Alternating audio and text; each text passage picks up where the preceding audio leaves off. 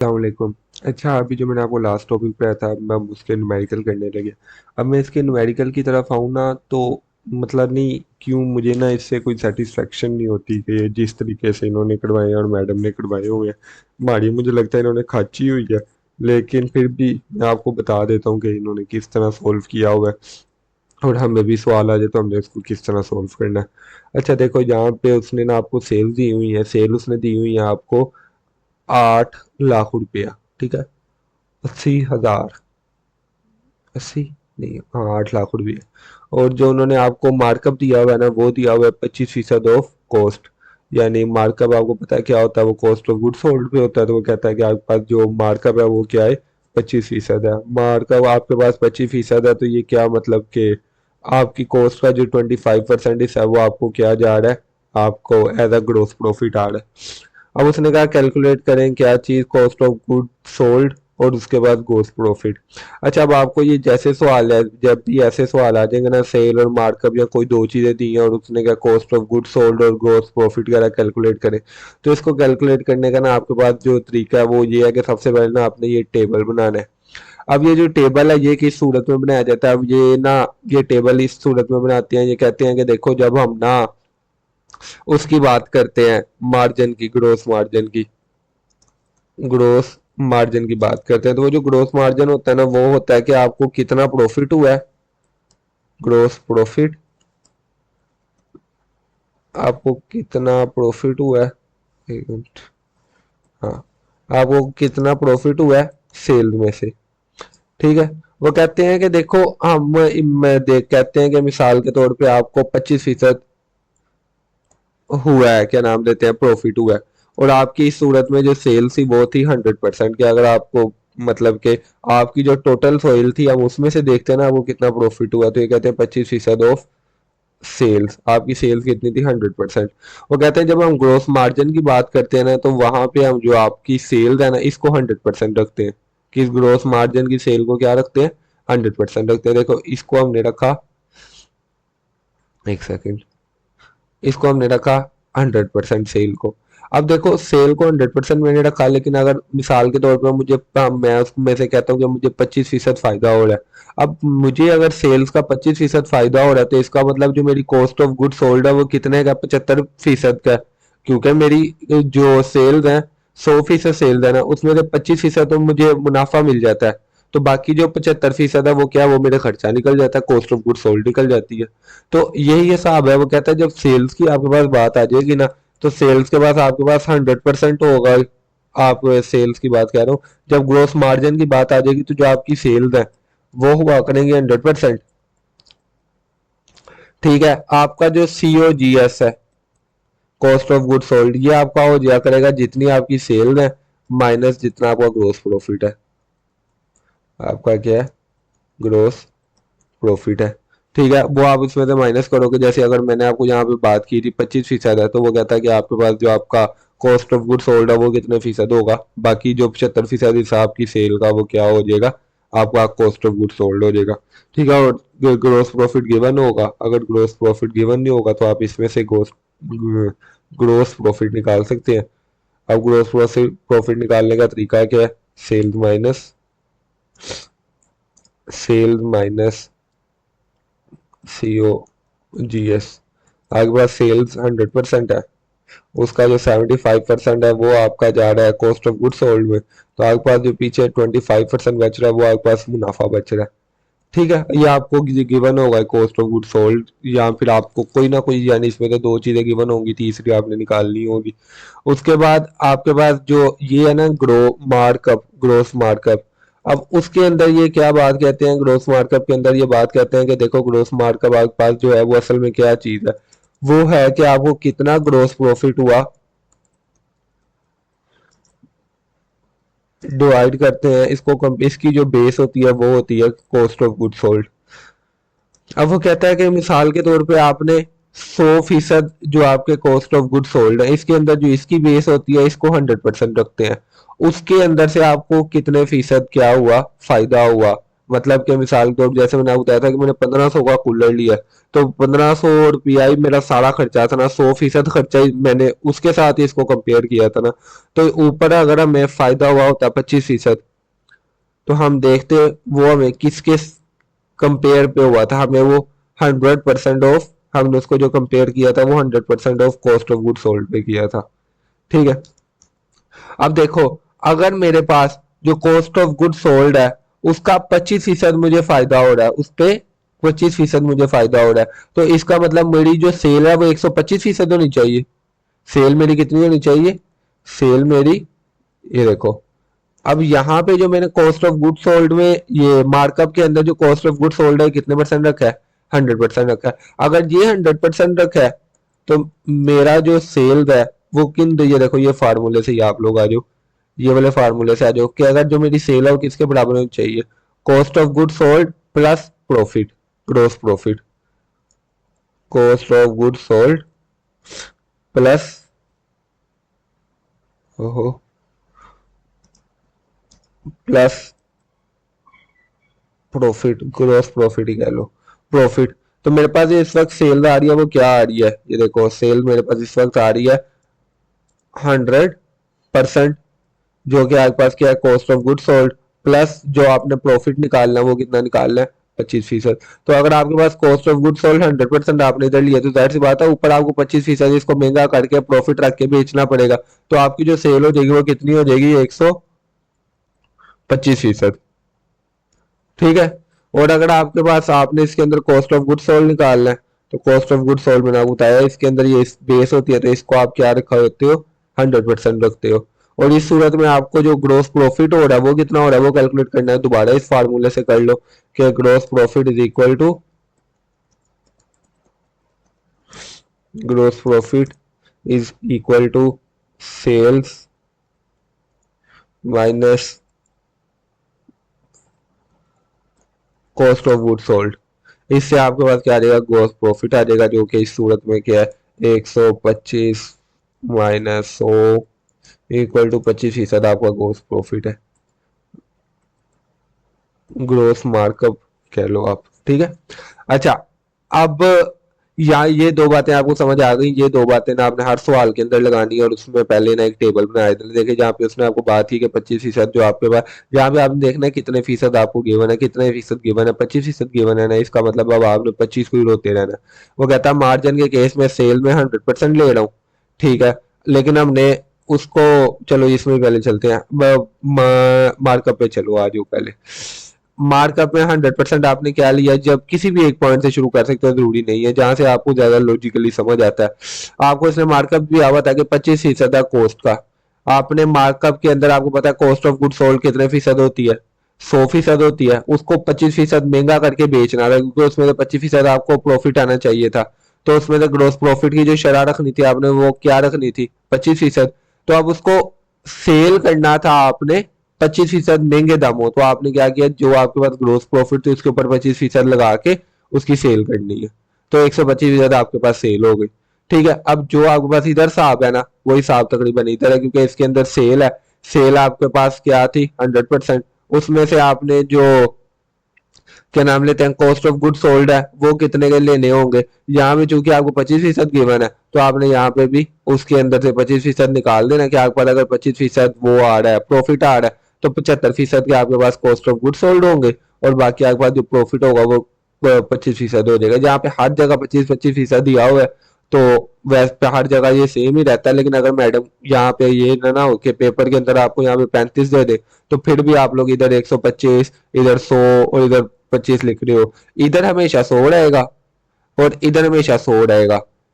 ये वाली जो वैल्यूज है ना, ये वाली 75, 25, 125, 25, ये आपकी इससे डिटरमाइन होगी। अगर यहाँ पे मिसाल के तौर पर 35 होता, तो फिर आपके 100 में से 35 माइनस होते, यहाँ पे 65 आना था, और यहाँ पे क्या होना था कि 35% आपको बचत हो रही है। और अगर यहाँ पे मैडम ने दोनों का अलग अलग दे दिया होता कि मार्कअप के केस में ये आपके पास प्रॉफिट है और दूसरे केस में आपके पास ये प्रॉफिट है, फिर आपने उस लिहाज से चल रहा था। यानी कि फिर आपने दोनों में, अभी तो हम दोनों में 25-25 घुसा रहे हैं, फिर दोनों में नहीं घुसाना था। फिर एक के अंदर जो मिसाल तौर पर अगर मैडम ने कहा था मार्जिन केस में 35% तो 35 लिखना था इधर ग्रोस प्रॉफिट में। अगर वो कहती है कि मार्कअप के केस में 30% है, फिर आपने इधर 30 लिखना था, ठीक है। और इसलिए आपसे फिर इनको मैनेज करना था कि 30 है, सेल इसमें हमेशा 100% होती है, तो फिर यहाँ पे 130 आएगा। यहाँ पे कॉस्ट ऑफ गुड सोल्ड थोड़ी यहाँ पे 100% होती है, यहाँ पे आपको पता है सेल में 100% होती है। तो आपने इसमें से 35 माइनस करके 65 लिखना था, क्योंकि उन्होंने बताया था यहाँ पे अगर मैडम ने 35 किया हुआ है तो यहाँ पे 35 लिख देना। अच्छा, अब आपने इसमें निकालना क्या, ग्रोस प्रॉफिट में देखिए आपको दिया क्या क्या चीजें गिवन हुई है। आपको सेल्स की गिवन है, मल्टीप्लाई बाय, आपको मैंने क्या कहा था फार्मूला क्या है इसका, कि जो आपने फाइंड करना हो given information multiply by percentage of required information. आपको सेल गिवन है तो आप क्या कहोगे, sale multiply by percentage of, आपने फाइंड क्या करना है, आपने ग्रोस प्रॉफिट फाइंड करना है। यहाँ से आपने ग्रोस प्रॉफिट फाइंड करना है, देखो। और अगर आपने ग्रोस प्रॉफिट फाइंड करना है तो फिर आप कैसे करेंगे, यहाँ पे आप जाएंगे, यहाँ पे आप लिखेंगे, एक सेकेंड, हाँ, यहाँ पे आप जाओगे, आप लिखोगे gross profit is equal to, यहाँ पे आप वो डाल दोगे परसेंटेज ऑफ सेल, जो सेल के अमाउंट गिवन है वो डाल दोगे। यहाँ पे आप डाल दोगे परसेंटेज ऑफ रिक्वायर्ड इन्फॉर्मेशन, आपको रिक्वायर्ड क्या है, आपको चाहिए ग्रोस प्रॉफिट। आपको ग्रोस प्रॉफिट पता है कितने परसेंट आ रहा है आपका, यहाँ पे आपको ग्रोस प्रॉफिट आ रहा है यहाँ पे 25%, ठीक है। तो आप इधर 25% ग्रोस प्रॉफिट डाल दोगे, 25% ऑफ ग्रोस प्रॉफिट, और नीचे आ जाता परसेंटेज ऑफ गिवन इन्फॉर्मेशन, कि आपको जो इन्फॉर्मेशन गिवन है उसकी कितनी परसेंटेज आपको गिवन है। जहाँ पे आपको सेल्स गिवन है तो यहाँ पे जो आप सेल्स डालोगे वो आप डाल दोगे 125%। क्यों, क्योंकि आपको जो यहाँ पे मार्कअप गिवन था, अगर तो आपको यहाँ पे वो गिवन होती है ना, क्या नाम लेते हैं, मार्जिन, फिर आप यहाँ पे सेल में कितना डालते हैं, 100%। लेकिन आपको क्या गिवन थी, आपको गिवन था मार्कअप, इसलिए आपने यहाँ पे क्या डाल दिया, 125% डाल दिया। इसका एक आधा सवाल और देख लेते हैं। अच्छा, यहाँ पे आप कॉस्ट ऑफ गुड सोल्ड आपको दी हुई है, और इसने क्या कहा हुआ है, margin find, gross profit margin भी दिया हुआ है 25% ऑफ सेल। कहता है सेल और ग्रोस प्रॉफिट कैलकुलेट करें। अब सेल इसकी क्या है, अब ये देखते हैं पहले। जो सेल है वो वही वाली बात है कि यहाँ पे इसने फिर आपको 25% ऑफ सेल दिया, तो यहाँ पे 100, 75, 25, यहाँ पे 125, 100% और 25%। अब आपने सबसे पहले इसमें से निकाल ली है सेल, इसकी निकाल ली है।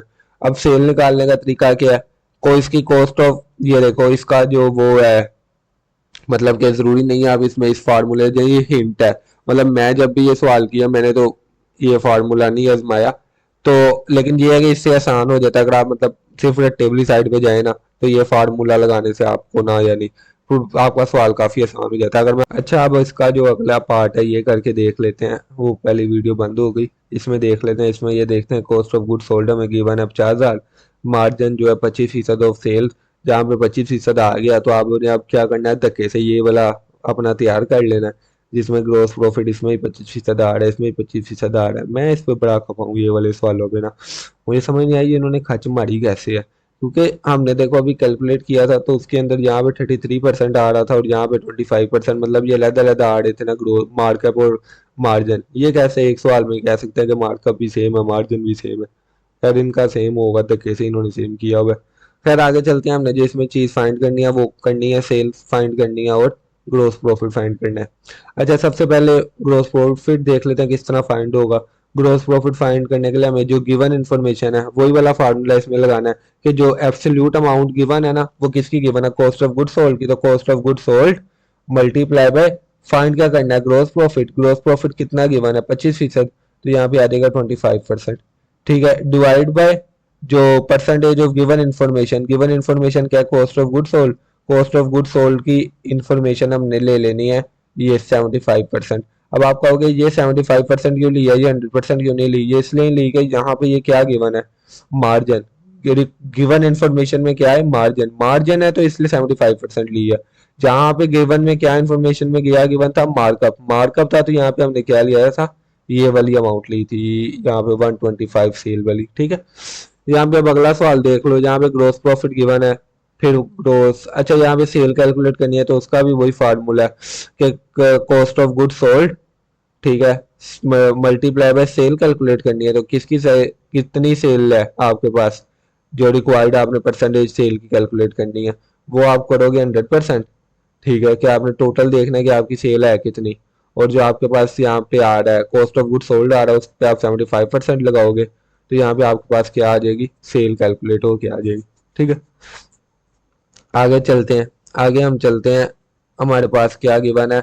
अब हमने यहाँ पे भी सोल्ड सेल्स और cost of good sold find करनी है, हमारे पास ग्रोस प्रॉफिट की अमाउंट गिवन है। ठीक है, अब ग्रोस प्रॉफिट मार्जिन और 25% ऑफ सेल। अब यहाँ पे मार्जिन की वैल्यू गिवन है, तो वहां पे जब भी हम वो फिर परसेंटेज ऑफ रिक्वायर्ड लिखेंगे तो वहां पे यही मार्जिन की लिखेंगे, 25 जो भी होगी उसकी। ये ग्रोस प्रॉफिट है ना, तो प्रॉफिट तो दोनों में तकरीबन सेम ही होता है, 25%, इसलिए दोनों में 25% आएगा। आगे चलते हैं।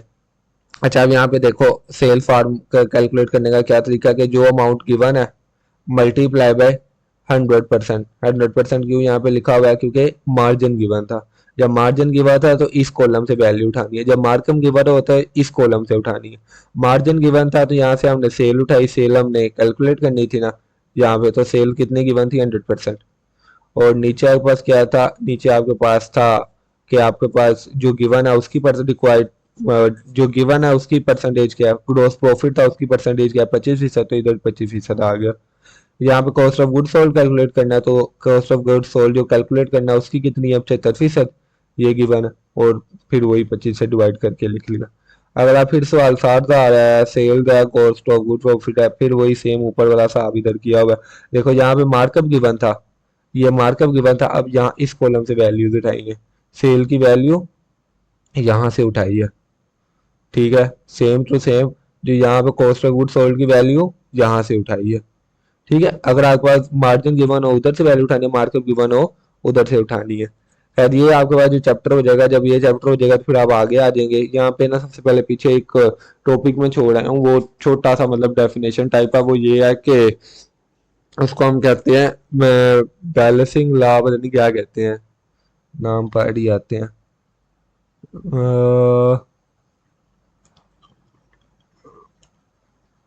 अभी अभी मैंने देखा था किसी के नोट्स में, ये काफी पुराना टॉपिक है, एक सेकंड को।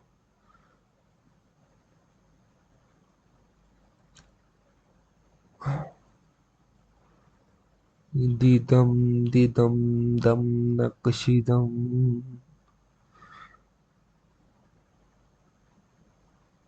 इन्वेंट्री। चलो यार मैं आपको नोट से ही देख के बताता हूँ वो कौन सा टॉपिक था जो भी मैं छोड़ गया हूँ। छोटी डेफिनेशन लेकिन जरूरी चीज है, इसलिए कह रहा हूँ। शायद आप में से किसी को उसका नाम आता भी हो, ये मेरे जेहन में निकल कर, रुको मैं नोट्स में देखता हूँ यार। वो जिसके अंदर वो कहते हैं कि एक्सपेंसेस और रेवेन्यू जिस टाइम पीरियड पे इनकर्ड हुए हैं ना, आपने उनको उसी पे रिकॉर्ड करना, आगे पीछे नहीं रिकॉर्ड करना। इसका जो नाम है मैचिंग प्रिंसिपल। हाँ, मैचिंग प्रिंसिपल। मैचिंग प्रिंसिपल ये कहता है कि आपके पास अगर मिसाल के तौर पे एक रेवेन्यू यही जहाँ एक्सपेंस है, चलो एक्सपेंस की बात करते हैं कि 1 लाख रुपया आपका खर्चा हुआ था जनवरी में, आपने 1 लाख रुपया तब पे नहीं किया जो मतलब एसी खरीदा था, एसी तब खरीद लिया आपने, लेकिन पैसे आपने जो पे किए ना, पैसे आपने पे किए मतलब सितंबर में, तो वो कहता है कि नहीं आप इसको अब सितंबर में रिकॉर्ड करेंगे या जनवरी में। वो कहता है जब आपके पास वो इनकर्ड हुआ था ना, जब कब इनकर्ड हुआ था आपके पास, जनवरी में हुआ था, आपने उसको तब भी रिकॉर्ड करना है। सेम रेवेन्यू का हिसाब है कि आपको किसी बंदे ने कोई चीज खरीदी है 1 करोड़ रुपया, उसने कहा मैं आपको दूंगा इसका, तो वो जो 1 करोड़ उसने आपको दिया वो 3 महीने बाद दिया, लेकिन आप उसको उसी बैलेंस शीट के अंदर या फिर इनकम स्टेटमेंट्स वगैरह के अंदर शो करवाते हैं, जो आप उसमें बनाते हैं 3 महीने पहले, 3 महीने बाद वाली में नहीं कराते। अच्छा, अब इसमें जो अगला टॉपिक है ना वो है बड़ा मजे का, कन्वर्जन कॉस्ट। कन्वर्जन कॉस्ट क्या है, कन्वर्जन कॉस्ट कहता है कि देखो मैंने आपको रॉ मटेरियल ला दिया, मुझे बताओ इस रॉ मटेरियल पे कितने पैसे लगेंगे कि इसको फाइनल गुड्स के अंदर तुम कन्वर्ट कर दोगे। अब उसको हम क्या कहते हैं, कन्वर्जन कॉस्ट। कन्वर्जन कॉस्ट के अंदर होता है क्या, उसके अंदर लेबर कॉस्ट, डायरेक्ट लेबर और जो एफ एच होती है, क्योंकि यही दो चीजें मिला के तो इसको किस में कन्वर्ट करती हैं, जो आप कह लो कि आपकी जो फाइनल गुड्स है उसके अंदर। इसलिए हम इसके अंदर क्या कन्वर्ट दो चीजें ऐड करते हैं, एफ एच और लेबर कॉस्ट। अच्छा, क्लोजिंग फिनिश यूनिट्स मतलब है value of cost per unit of manufactured. अच्छा, ये आपके पास जो है ये आपके पास आ जाता है फिनिश गुड्स को कैलकुलेट करने का तरीका। आपके पास जो फिनिश गुड है ना वो भी इन्वेंटरी में पड़े होते हैं, तो उसको कैलकुलेट करने का भी वही आसान तरीका जो हमने वर्क इन प्रोसेस या रॉ मटेरियल में किया। हम उसमें देखते हैं कि शुरू में जब हम आए, ओपनिंग पहले से कितना माल पड़ा हुआ था, ये देखते हैं हमने नया बना के कितना डाला उसके अंदर, ठीक है। और हम ये देखते हैं कि हम जब बाहर आए तो उसमें अभी तक कितना माल पड़ा था। मतलब समझो 20 रुपए के जो मेरे चीनी के पैकेट थे ना, पहले मेरे पास 10 पड़े हुए थे मेरे गोदाम के अंदर, मैंने 100 और बनाए, 110 हो गए मेरे गोदाम में टोटल, ठीक है। उसमें से मैं जब एंड किया ना अपना पीरियड, तो उसमें से मैंने देखा कि मेरे पास जो है ना सिर्फ 20 पड़े हुए हैं। इसका मतलब मेरे जो 90 हैं वो क्या हो गए हैं, बिक चुके हैं। वो मतलब इसका यही मतलब होता है कि वो कितने बिके हैं। अच्छा, और इसमें अगर हमने ये देखना होता है कि मैन्युफैक्चर टोटल कितने हो गए हैं, तो वो फिर आप ये देखते हो कि आपकी मतलब के यूनिट आपने कितने बनाए थे, पहले आपके पास कितने थे, पहले आपके पास 10 मौजूद थे, ठीक है। आपने उसके अंदर मजीद कितने और डाले थे, तो आपने उसके अंदर, चलो खैर हमें अगर ये नई बात पता, पहले यानी ये जो है ना कॉस्ट स्टेटमेंट, इसमें अगर आपको कोई नीचे बात ना पता हो तो इसमें आप माइनस कर करके ऊपर भी चले जाते हो। तो इसमें आपको पता है कि आपके पास पहले 10 पड़े थे, उसके अंदर आपने टोटल आपके पास 110 हुए थे, उसमें से अभी 90 पड़े हैं आपके पास। तो खैर ये तो मैं ज्यादा ही कंफ्यूज करी जा रहा हूँ, यहाँ पे लिख ही देते हैं। अच्छा, इसमें मैंने आपको क्या बात किया कि समझो मेरे पास जो ओपनिंग थे वो थी 100, उसमें से 10 मैंने मजीद नए बनाए, ठीक है। टोटल मेरे पास कितने हो गए, 110। उसमें से मैंने 90, 90 नहीं बल्कि मैं जब एंड पे गया तो मैंने देखा कि उसमें से मेरे पास सिर्फ 20 पड़े हुए हैं, रिमेनिंग 20 हैं। तो मैंने बेचे कितने, मैंने 90 बेच दिए, ठीक है। और इसमें ये टोटल मैन्युफैक्चर कितने हो गए, मैन्युफैक्चर इस तरह हम ये देख सकते हैं कि बिके कितने, 90, और अभी इन्वेंट्री में कितने पड़े हैं, 20। तो इसका मतलब टोटल बने कितने थे, 110, ठीक है। अच्छा, ये यूनिट सोल्ड वगैरह ये अभी हम आगे इस्तेमाल करेंगे तब देखेंगे। डायरेक्ट मटेरियल, डायरेक्ट, अच्छा अब इसके अंदर दो चीजें नई आ गई हैं, ये ऑफिस सप्लाईज और शिपिंग सप्लाईज। याद रखना कि जो मैंने आपको पता नहीं ये बात बताई थी कि नहीं, जो आपके पास डायरेक्ट मटेरियल होता है ना उसको शिप करने में जो भी आपका एक्सपेंस आता है वो आपको डायरेक्ट मटेरियल के अंदर ही जाता है, ठीक है। देखो ये बड़ा ना लॉजिकल सी बड़ी बात है। ये लॉजिकल सी बात क्या है कि शिपिंग जो आपके पास है ना, डिलीवरी चार्जेस, अगर तो आपने वो डिलीवरी चार्जेस लिए है ना, मतलब कि अपना रॉ मटेरियल बनाने में, तो वो आपके रॉ मटेरियल के साथ ही वो शिपिंग चार्जेस रिकॉर्ड होते हैं, ठीक है। एक शिपिंग चार्जेस वो होते हैं जो आप मतलब लोगों से लेते हो, और एक वो होते हैं कि जब आपने मतलब के अपनी फिनिश गुड बना दी, अब आपने फिनिश गुड्स लोगों के घर भिजवानी है, ठीक है। जब लोगों के घर आपने फिनिश गुड्स अपने भिजवानी है तो उस पर भी आपका खर्चा लगेगा। मतलब आपने 1000 चीनी का मतलब के पैकेट बनाया, आपने अब वो मार्केट के अंदर फेंकना है, तो उसके लिए आपको कोई चार्जेस लगेंगे। वो जो आपको चार्जेस लगेंगे वो आपके फिनिश गुड्स के सेक्शन में जाएंगे, वो आपके रॉ मटेरियल के सेक्शन में नहीं जाएंगे। इसी तरह ऑफिस सप्लाईज के अंदर आपके साथ वो सारी चीजें आती हैं, वो आपका जो फैक्ट्री से हट के दफ्तर है ना जिसके अंदर बिल्डिंग का डेफिसिट वगैरह, एडमिनिस्ट्रेटिव एक्सपेंसेस, मैनेजर्स की तनख्वाहें वगैरह, ये सारा आपके पास आ जाता है ऑफिस सप्लाईज के अंदर। आपकी स्टेशनरी वगैरह ये सारा कुछ ऑफिस वगैरह के अंदर आ जाता है, ठीक है। ऑफिस के अंदर ऑफिस सप्लाईज भी आ जाते हैं और बाकी ये वाले खर्चे भी आ जाते हैं। और जो फाइनल गुड्स हैं उसको आप बना होता है कि उसमें शिपिंग कॉस्ट वगैरह भी आ जाती है, और उसके अंदर फिर सेलिंग कॉस्ट वगैरह, सेलिंग एक्सपेंसेस वगैरह वो आपके पास आखिरी हिस्से में आते हैं, वो भी हम पूरा देखते हैं। अच्छा, इन्वेंट्री, इन्वेंट्री यहाँ पे अब आगे जो आपके पास कॉन्सेप्ट शुरू हो जाता है ना, ये वैसे मैचिंग कॉन्सेप्ट है, मैं पीछे ढूंढ रहा था, यही है कि ये तो एक्चुअल कॉन्सेप्ट है, इसके मैचिंग कॉन्सेप्ट जो इसके अंदर लिखा हुआ है, एक मैचिंग कॉन्सेप्ट जो मैंने आपको बताया कि रेवेन्यू और एक्सपेंस उसी टाइम पीरियड में होंगे, इनकर्ड होंगे जब वही तब भी रिकॉर्ड होंगे। दूसरा जो मैचिंग है ना वो इसके अंदर लिखा प्रिंसिपल, वो ये लिखा कहता है अगर आप कोई मतलब के कॉस्ट है, मतलब कि आपने ना 1 लाख रुपए का जूस मंगवाया, उस 1 लाख के जूस में से 80,000 रुपए के जो जूस थे ना वो वर्कर पीते थे, आपके 20,000 के जो जूस थे ना वो आपके जो मैनेजर थे वो पीते थे। तो कहते जब आप इसमें से इसकी कॉस्टिंग करने जाएंगे तो आप ये नहीं करेंगे कि 1 लाख का 1 लाख रुपया ही आपने प्रोडक्शन को या फैक्ट्री को चार्ज कर दिया। कहता ना, इसमें आप क्या करोगे, आप अपना जो है ना 80 हजार जो वर्कर ने पी हैं सिर्फ वो उनको चार्ज करोगे, बाकी नहीं चार्ज करोगे। देखो सबसे पहले आपके पास जो कुछ चीजें इसके अंदर मौजूद होती है ना, वो होती हैं प्रोडक्शन। प्रोडक्शन का काम होता है चीज को बनाना, और दूसरी चीज आपके पास आ जाती है सेलिंग, इसको बेचना। ठीक है, एक यूनिट होता है जो इसको बेचता है, एक यूनिट होता है जो इसको बनाता है। तो वो कहता है आप उसको प्रोडक्शन को ही चार्ज करोगे 80 हजार रुपया, बाकी 20 हजार सेलिंग को या ऑफिस वगैरह को करोगे। अच्छा, अब यहाँ पे प्रैक्टिस क्वेश्चन है। अच्छा, अब जो कॉस्ट ऑफ यूनिट ये है ना, आपके पास कॉस्ट स्टेटमेंट वो कुछ इस तरह की है। अब इसके अंदर क्या क्या चीजें मौजूद है, पहले आपके पास ओपनिंग इन्वेंट्री, ये सारी चीज तो वैसे ही सेम ही रहेगी। कॉस्ट ऑफ, पहले आपने गया थे कॉस्ट ऑफ मैन्युफैक्चर्ड के, जहां पे बन गई आप बस कर रहे थे। अब आपने आगे वाली कॉस्ट भी कैलकुलेट करनी है, कॉस्ट ऑफ गुड सोल्ड के, जो आपके पास कॉस्ट बिक गई। अभी तक तो ये बनी थी, अब हमने देखना है कि जो अगर वो बिक गई तो उसके ऊपर क्या खर्चे आए। कॉस्ट ऑफ गुड मैन्युफैक्चर्ड आपके पास गिवन था, ये आ गया 6 लाख रुपया। उसके अंदर पहले से इन्वेंट्री कितनी पड़ी हुई थी, इन्वेंट्री पहले से पड़ी हुई थी 48 हजार रुपए की इन्वेंट्री पड़ी हुई थी। ठीक है, आपके पास अब टोटल इन्वेंट्री कितनी हो गई जो आपने बेचनी है, 6 लाख 48 हजार रुपए की आपने टोटल इन्वेंट्री अभी भी बेचनी है। जब आपने कॉस्टिंग बंद की तो अपनी तब 63 हजार की अभी भी पड़ी थी। तो बिक कितने की गई, बिक आपके पास गई 5 लाख और 85 हजार की। ठीक है, अब ये भी आपका कॉस्ट ऑफ गुड सोल्ड का, पहले सिर्फ आप मैन्युफैक्चर में बंद कर रहे थे, अब आप इसको भी इसके अंदर शामिल कर लेंगे। ठीक है, और आगे चले, आगे आप चलेंगे, ये आपके पास यूनिट सोल्ड वगैरह आ गए हैं।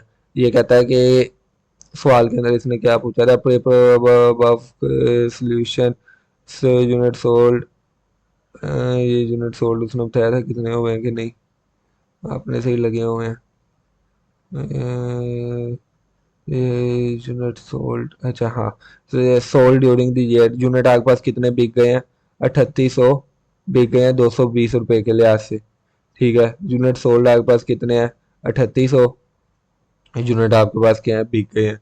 क्लोजिंग इन्वेंट्री थी 420 को, filling opening finish good inventory थी 300।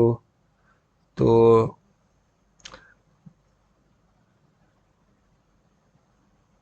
अच्छा जी,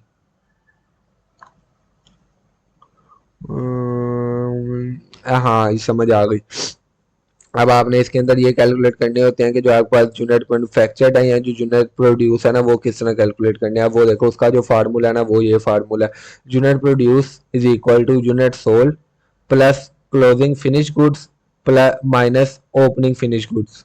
ठीक है, ये फार्मूला आपके पास चेंज होता रहेगा। ये अभी आपने ये किसके लिए, ये फार्मूला यूनिट प्रोड्यूस के, यूनिट कितने बने वो किसके बराबर है, वो इसके बराबर है कि आपके पास कितने यूनिट बिक चुके, उसके अंदर आपने ऐड करना है कि अभी कितने आपके मार्केट के अंदर पड़े हुए हैं। मैं मार्केट के अंदर कह रहा हूँ, इन्वेंट्री के अंदर पड़े हुए हैं, क्लोजिंग फिनिश गुड इन्वेंट्री, और माइनस इस शुरू में कितने थे, उसको उसमें से माइनस करो, तो आपको ये पता लग जाएगा कि आपका इस सेशन के अंदर कितने यूनिट प्रोड्यूस हुए हैं। ठीक है, अब इसने इसमें कैसे किया हुआ है ये कैलकुलेट, ये देखें। अब इसने आपको कहेगा यूनिट इस महीने कितने सोल्ड हुए थे, ये उसने आपको गिवन था। उसने कहा इस महीने जो यूनिट सोल्ड हुए हैं ना, ये हुए हैं 3880 रुपए। उसने कहा ठीक है। अगली चीज आपने क्या, अगली चीज आपने ये देखनी कि आपके जो पास जो फिनिश गुड्स है ना, ये यहाँ पे देखते हैं क्लोजिंग फिनिश गुड्स, तो जब आप बाहर आए तो तब आपके पास कितने यूनिट अभी भी पड़े थे फिनिश गुड्स की सूरत में। क्लोजिंग जो इन्वेंट्री थी आपके पास वो कितनी थी, क्लोजिंग इन्वेंट्री यहाँ पे जाओ, आपको इनने गिवन की हुई है या नहीं गिवन की हुई। अच्छा, ये फिनिश गुड्स इन्वेंट्री, देखो जब आप बाहर आए तो तब आपके पास 420 जो यूनिट थे, ये आपके पास फिनिश गुड्स इन्वेंट्री में अभी भी मौजूद थे। तो आपने क्या लिखा, यूनिट सोल्ड प्लस, यहाँ पे हम यूनिट सोल्ड माइनस 420, यहाँ मैं सही कर रहा हूँ ना, हाँ ओपनिंग हमने पहले यहाँ पे हमें ये यहाँ पे जाना चाहिए था। यूनिट सोल्ड कितने हुए थे, यूनिट सोल्ड हुए थे मैंने आपको बता दिया था, उसने आपको बताया था कि आपके पास 3800 के जो यूनिट सोल्ड है, 3800 ही है ना यूनिट सोल्ड, हाँ 3800 यूनिट आपके पास सोल्ड हुए थे। ठीक है, उसमें आपने ऐड क्या किया, क्लोजिंग फिनिश गुड्स, कि आपके पास इस वक्त एंड पे कितने पड़े हुए हैं, जब आप बाहर आए 420 आपके पास पड़े हुए हैं। और उसने आपको कहा कि ओपनिंग कितने थे, जब वो आपने शुरू किया था सेशन तब कितने थे, तब आपके पास थे 300 यूनिट। तो फिर इसको आपने इसमें प्लस करके यहाँ पे, हाँ, 3800 जमा प्लस 420 माइनस 300, ये आपको बता देगा कि इस सेशन में आपने कितने यूनिट जो है प्रोड्यूस किए हैं। ठीक है। और अगर आपने ये देखना हो कि कितने आपने बेचे हैं इसमें, तो उसके लिए ये फार्मूला ऊपर लिखा हुआ है, ये यूनिट सोल्ड का फार्मूला लिखा हुआ है। इस जाहिर सी बात है, इसी को आप सारी वैल्यूज को उठा के इधर ले जाओगे तो यूनिट सोल्ड के लिए आ जाएगा। मतलब ये फार्मूला याद कर लेना, आपको आसानी हो जाएगी। ठीक है, आगे चलते हैं। ये एडजस्टमेंट क्वेश्चन है। Required cost of unit manufactured, ये आप लोग खुद ही कर लोगे। ये at actual cost per unit कितनी है, कॉस्ट पर यूनिट आपको निकालनी आती है। टोटल जो आपके पास कॉस्ट आएगी, कॉस्ट मैन्युफैक्चर्ड आएगी, उसमें आप देखोगे कि टोटल आपके पास यूनिट कितने बने हैं। मतलब आपके पास यूनिट बने हैं, आप इसमें, यानी ये लॉजिकल सा सवाल है। लॉजिकल सवाल कैसे है कि आपने क्या कैलकुलेट करना है, कॉस्ट पर यूनिट कैलकुलेट करना है। तो आप देखोगे कि आपके पास जो मैन्युफैक्चरिंग कॉस्ट आई है,